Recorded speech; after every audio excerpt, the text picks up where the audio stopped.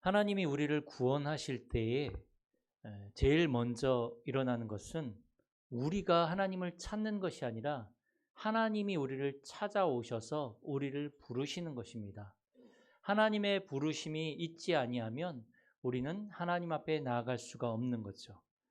그래서 하나님은 어느 날 우리를 찾아오셔서 우리를 부르셨습니다. 그리고 우리에게 말씀을 주십니다. 우리의 인생 전체를 통틀어서 우리가 나아가야 할 방향과 살아가야 될 이유를 말씀을 통해 우리에게 주시는 거죠.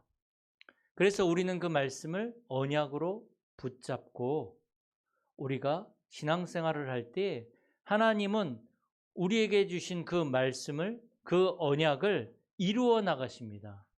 그게 신앙생활이죠. 그런데 하나님의 언약을 이루어 나가시는 그 여정 속에는 문제도 생기고 또 여러 가지 어려움도 오기도 하고 또 때로는 우리가 불신앙을 해서 하나님이 안 믿어지기도 합니다. 또 하나님이 안 믿어지니까 내가 기준이 되어져서 내 생각대로 또 내 마음대로 내가 보여지는 대로 선택하고 판단하고 그렇게 살아갈 때도 많이 있죠. 때로는 우리가 실수할 때도 있습니다. 그럼에도 불구하고 하나님이 우리에게 주신 그 언약의 여정은 중단되지 않습니다. 우리가 보기에는 굉장히 하나님이 멀리 있는 것 같고 굉장히 나는 하나님과 상관없어 보이는 상태에 있다 할지라도 하나님의 언약은 중단되지 않습니다. 오히려 하나님은 그 속에서 나를 갱신시키시고 하나님은 오히려 내가 실수했을 때에 그것을 기회로 만들어서 하나님의 계획을 이루어 나가십니다. 오히려 문제가 생겼을 때에 하나님은 그 문제를 축복으로 바꾸시기도 합니다. 그게 하나님이 우리를 이끌어 가시는 언약의 여정이요 하나님의 방법입니다.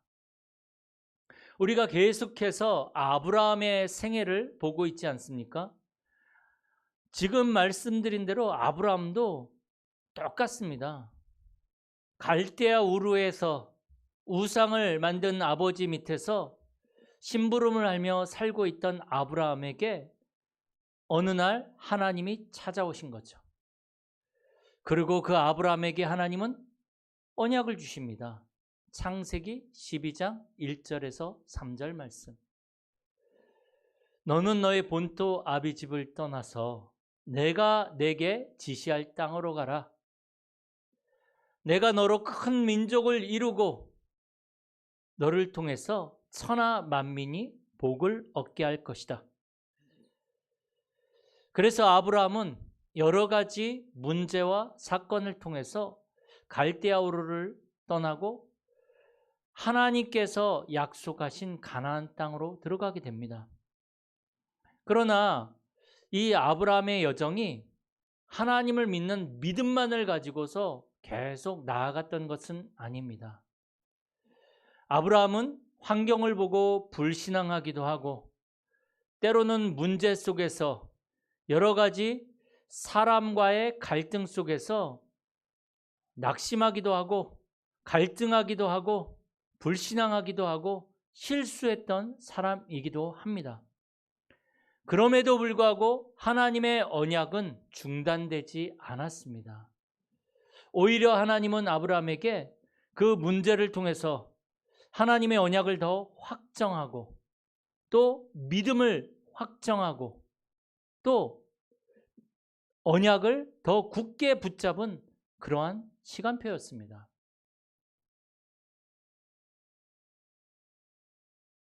오히려 그 모든 것들이 아브라함을 갱신시키며 하나님의 언약을 성취하는 여정으로 나아가게 했던 것입니다.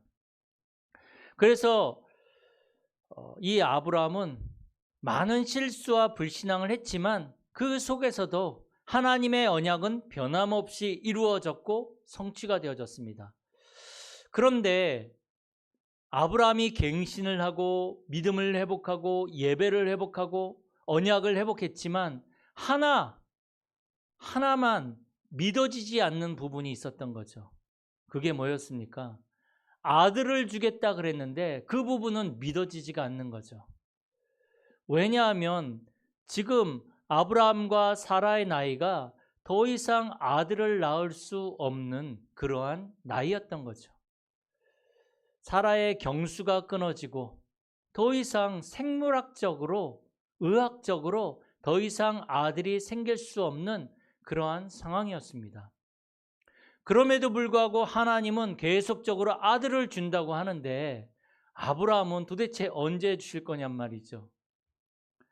그러는 상황 속에서 여러 가지 일들이 있었지만 하나님은 99세 때에 아브라함에게 나타나셔서 1년 후에 너에게 아들이 있을 것이다 라는 말씀을 주십니다. 그 말씀을 받고 아브라함이 가나안 땅, 이 약속의 땅에 있어야 되는데 웬일인지 그랄 땅으로 가버리게 되어집니다. 그 간 이유에 대해서는 성경에 나오지 않습니다. 그런데 약속의 땅인 가나안 땅을 떠나서 이 그랄 땅으로 갔다라는 것은 어떻게 보면 어떤 불신앙적인 그러한 믿음도 있었을 것이고 여러 가지 무슨 상황이 있었겠죠. 그래서 이 아브라함은 그랄 땅으로 내려오게 되어지고 그랄 땅에서 25년 전에 애굽 땅에 내려갔을 때 했던 실수를 똑같이 반복하게 되어집니다. 그랄 왕 아비멜렉이 사라를 데려다가 아내를 삼으려고 하는 거죠. 그런데 아브라함은 살아남으려고 사라를 자기 누이라고 속이게 됩니다. 자기 목숨 건지려고 사라 자기 부인을 팔아가면서까지 이제 거짓말하면서까지 이 아브라함은 목숨을 구걸했던 것입니다. 그러나 감사하게도 하나님의 역사하심이 하나님이 개입하심으로 말미암아 이 사라가 다시 돌아오게 되어지고 오히려 하나님은 그랄 왕 아비멜렉의 그 가문에 벌을 내리게 되어지는데 이 태문이 막히는 그러한 일이 벌어지게 되는 거죠. 그런데 이제 이 아브라함의 기도로 말미암아 이 그랄 왕 아비멜렉의 가문에 모든 태의 문이 열리고 치유가 되어진 역사가 일어나고 이 아브라함이 그 가나안 땅에 거주할 수 있는 그러한 허락을 받게 되어집니다. 그러나 그 그랄 땅에 거주할 수 있는 허락은 받았지만 사실은 자기 땅이 아니에요. 우리말로 말하자면 지금 전세 얻어서 거기에 잠시 머물러 있는 거나 마찬가지인 거죠. 그런데 하나님은 100세 때에 이제 그 그랄 땅에서 말씀하신 대로 언약하신 대로 누구를 주시냐면 이삭을 주십니다.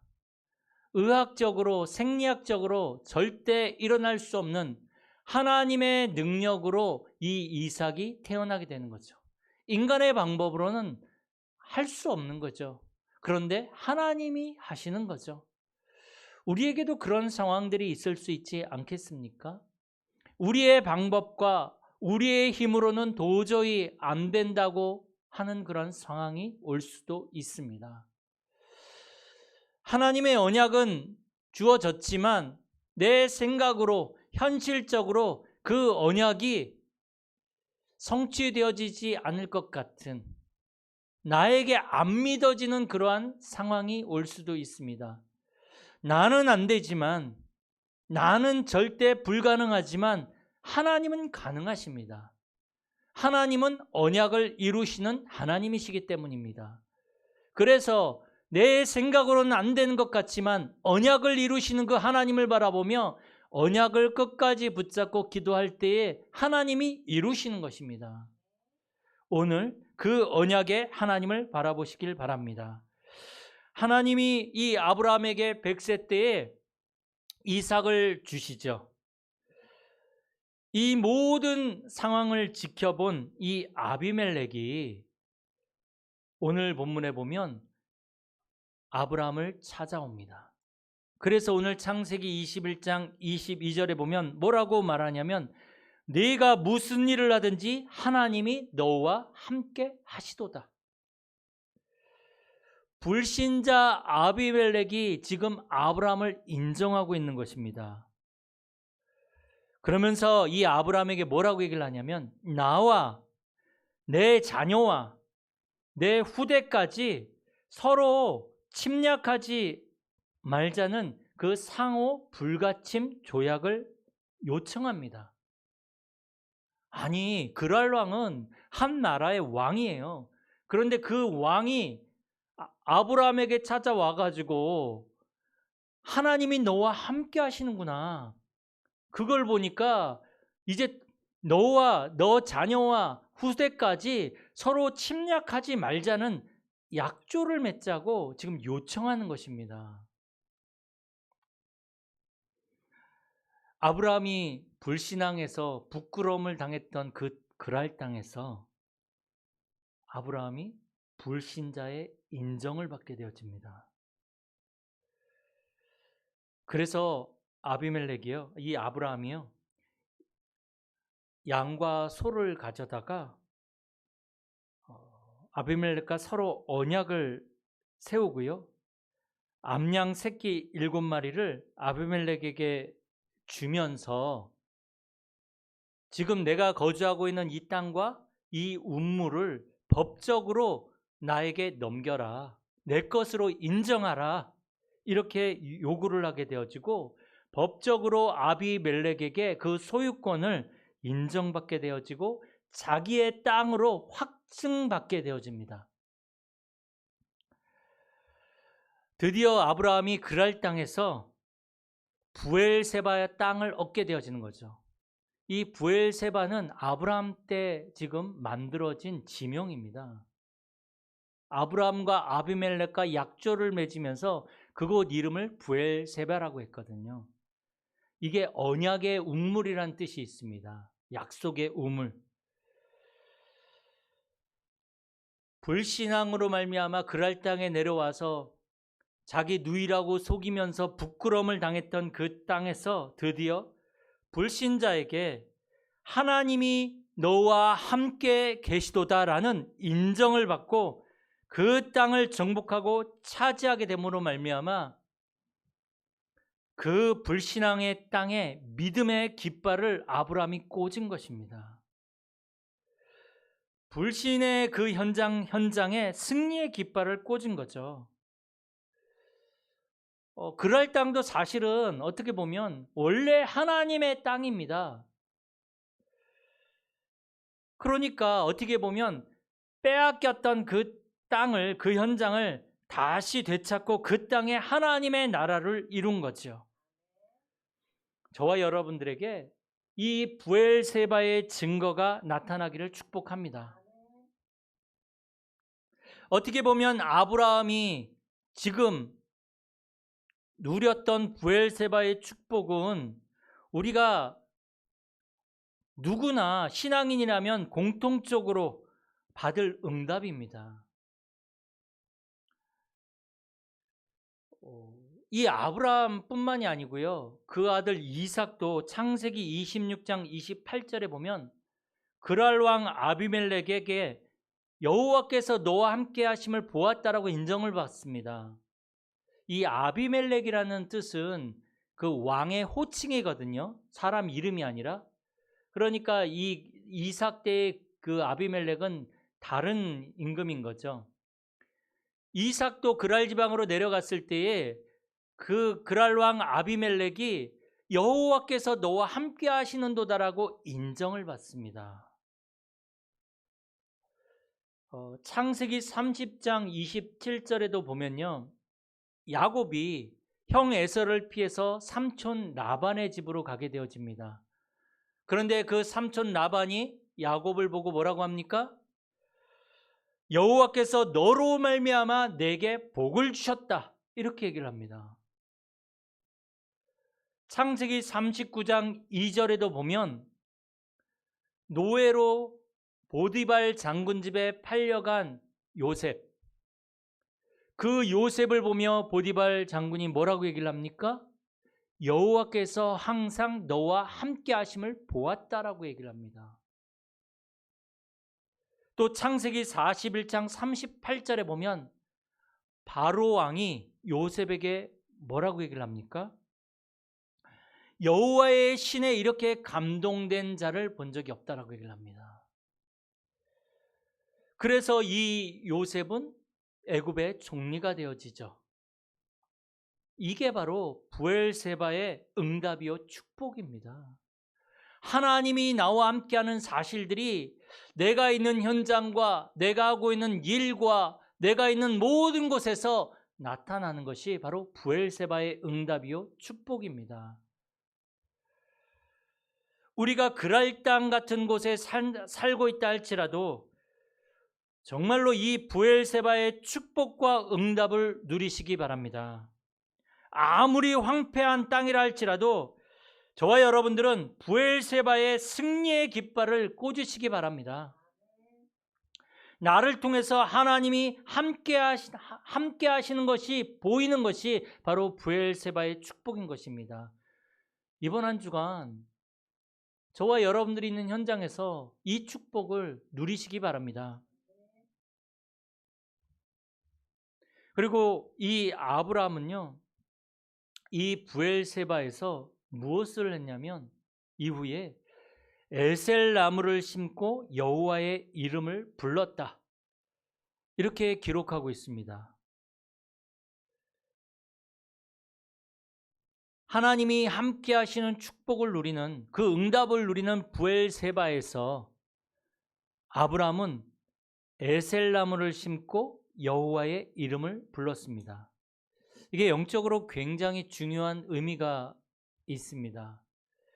에셀 나무는요, 광야와 사막처럼 수분이 없고 소금기가 많은 그런 건조한 땅에서 푸른 잎을 내는 상록수입니다. 그러니까 강인한 생명력과 또 이 에셀 나무는 광야의 안식처이고 또 영원한 생명을 상징하는 나무입니다. 에셀 나무는요, 그 건조한 땅에서 어떻게 살아남냐면요, 뿌리가 30m 이상 밑으로 뿌리를 내립니다. 그래서 물이 있는 곳까지 뿌리를 내려서 그 물을 먹고 이 에셀나무는 살아가는 거죠.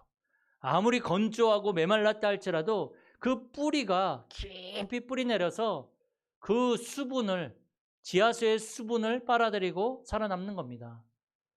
또 소금기를 이렇게 머금잖아요. 그런데 아침에 이렇게 태양이 뜰 때, 이슬이 맺힐 때 보면 소금기를 다 분출해낸다고 합니다. 그게 에셀 나무죠. 그러니까 굉장한 그 생명력과 그 생명을 상징하는 거죠. 광야의 그 에셀 나무. 혹시 저와 여러분들이 인생의 광야를 지나고 있지는 않습니까? 영적인 에셀 나무를 심어서 정말로 생명의 근원이요, 능력의 원천이 되신 하나님이 주시는 진정한 영적인 힘을 얻어야 됩니다. 저와 여러분들이 그 힘의 근원이 어딥니까?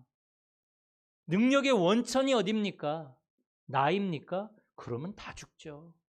그 뿌리를 영원하신 하나님, 능력의 하나님께 뿌리를 내리고 하나님이 주신 영적인 힘을 얻어야 우리가 이 광야를 지나갈 수 있습니다.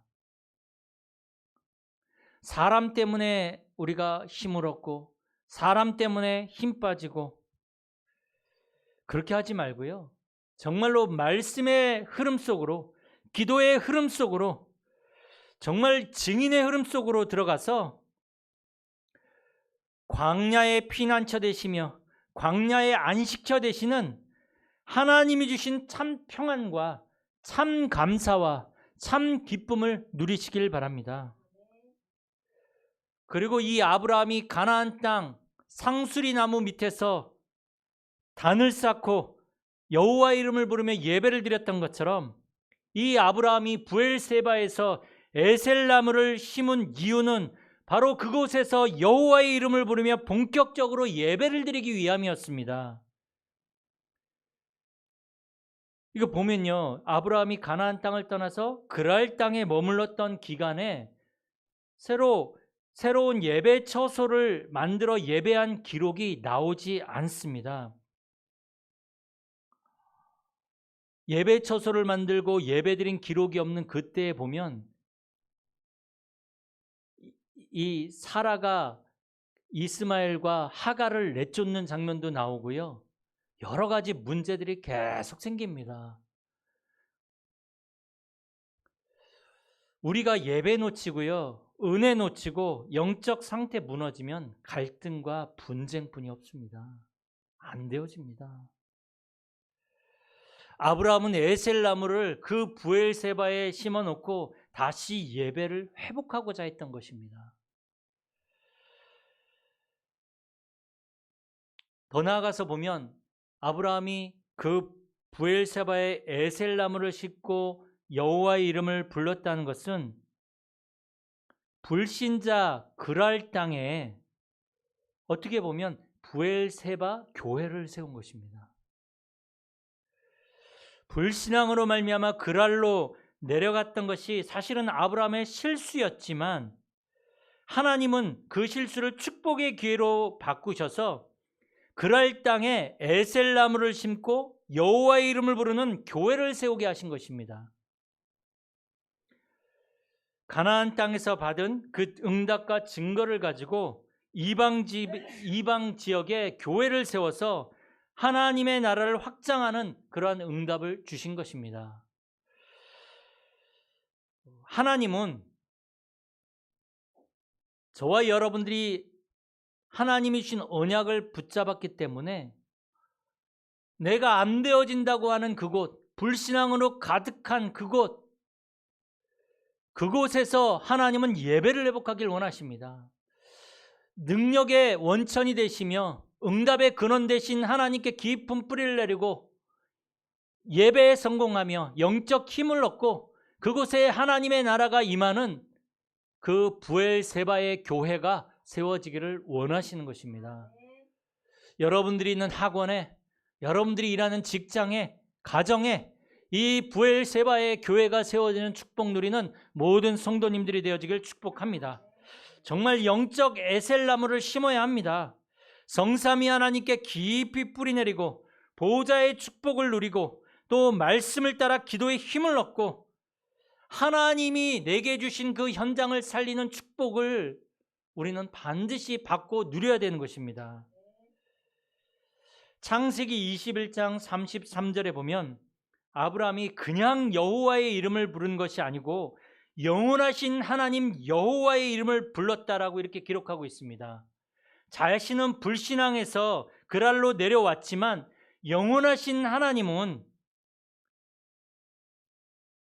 그 언약과 그 하나님의 사랑은 영원히 변치 않고 나를 통해서 성취되고 있다라는 사실을 이 아브라함이 찬양한 것입니다. 영원하신 하나님 여호와. 우리는 변해도 하나님은 변하지 않거든요. 우리는 실수하고 넘어져도 하나님의 사랑은 변하지 않습니다. 하나님의 실수와 범죄로 언약이 중단되지는 않습니다. 영원하신 하나님.